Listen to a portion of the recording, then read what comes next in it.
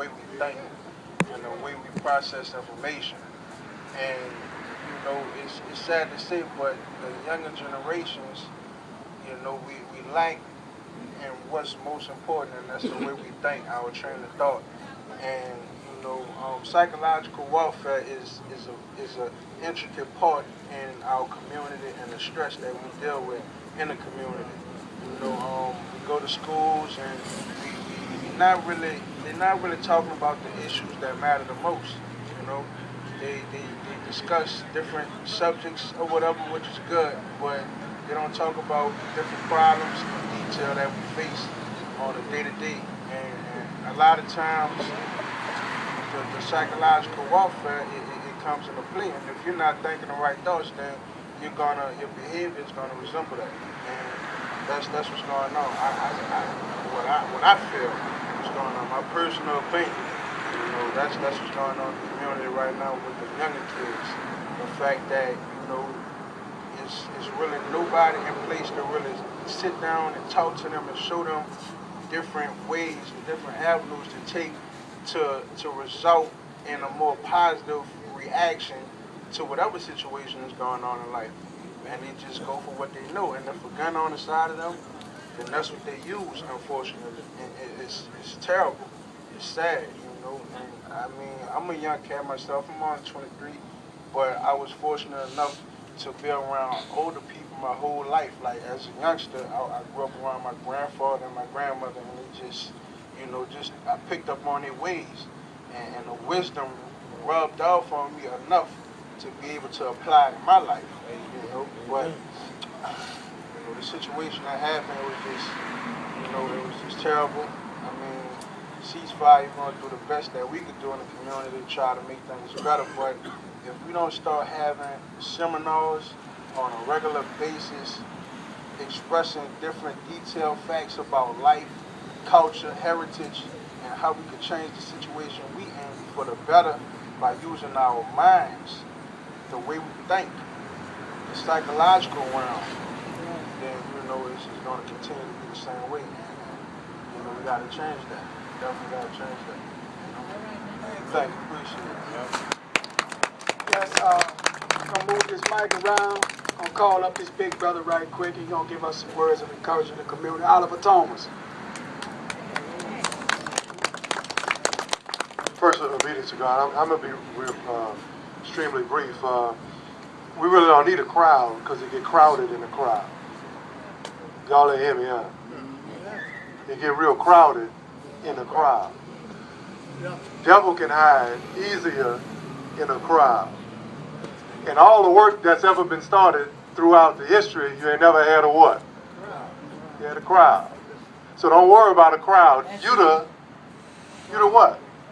You the crowd. When you crowd your heart with God's word. When you crowd your life with God's word. And I'm going to take a little different take here. And social media, we got Facebook. We ought to have a heart-to-heart book, spirit-to-spirit book. And any of y'all read my page, y'all know I post positive stuff about, no flirting. I don't want nobody flirting with me. No play. Let's talk about real issues. So maybe everybody here ought to pledge that instead of posting, my daughter went to the prom today, she went out with a new boy, they ought to start posting some real stuff about the good stuff that happens in your family and the real work you do every day. Maybe we can do that with Facebook today and make it a real book now so that our kids can see they're not playing on Facebook. But one other thing I want to do is, guys, I always ask God to fill my heart and bless my tongue, and whatever comes out, I'm all right. All of you out here who doing this work, all of y'all out here who doing this hard work in the community trying to make a difference, let me make y'all feel real good right now. Y'all have no idea how bad it would be if y'all wasn't doing the work y'all doing. No. Y'all have no idea. So when you think it's tough, because Chicago celebrated, I watched the CNN special where they talked about Chicago's 500 murder. Well, if you multiply New Orleans, 360,000 people times 15, that's 5.4 million. Time them couple of hundred murders times 15. Statistically, that's unreal. So if you all wasn't out here ceasefire, knocking on doors, using your life to make a difference. I don't think those pretty people with them pretty lives have any idea what the streets of this city would be like. Because guess what? New Orleans was 6 times more violent than most places when people thought it was safe. So there's myth versus reality. And for those of y'all who don't understand, these young people out here, they're not buying your dream you selling. They're not going to be broke while they watch everybody else do well. They are absolutely not going to do it. And their solutions and their realities are different from the picture we want to paint. So either you're going to give them some real opportunities and some real investment and some real training, or look, 2 all beef patty, special sauce, lettuce, cheese, pickles, onions on a sesame seed goddamn bun. We're already socially conditioned. I tell people I done heard enough and made enough mistakes so I know what's right. But it's hiding in front of all of our face. These kids, somebody got to be for children. Ain't nobody for nobody. Ain't nobody for poor people. Ain't nobody for working people. Ain't nobody for purple people. Ain't nobody for blue people. Ain't nobody for the little kids. Ain't nobody. Somebody got to be for children.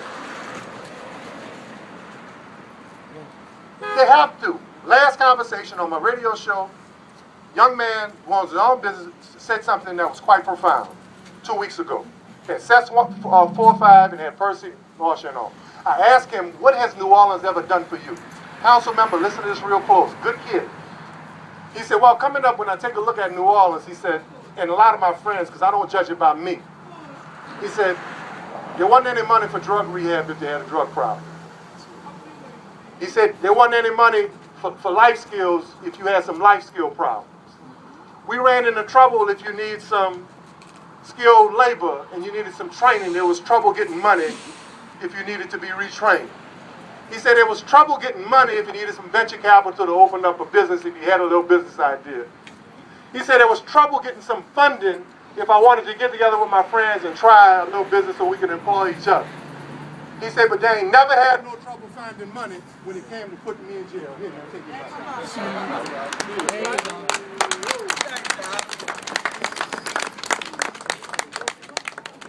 Amen.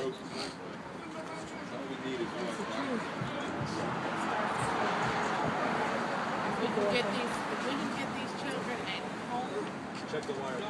That's where it starts. Look, right there where that tape at.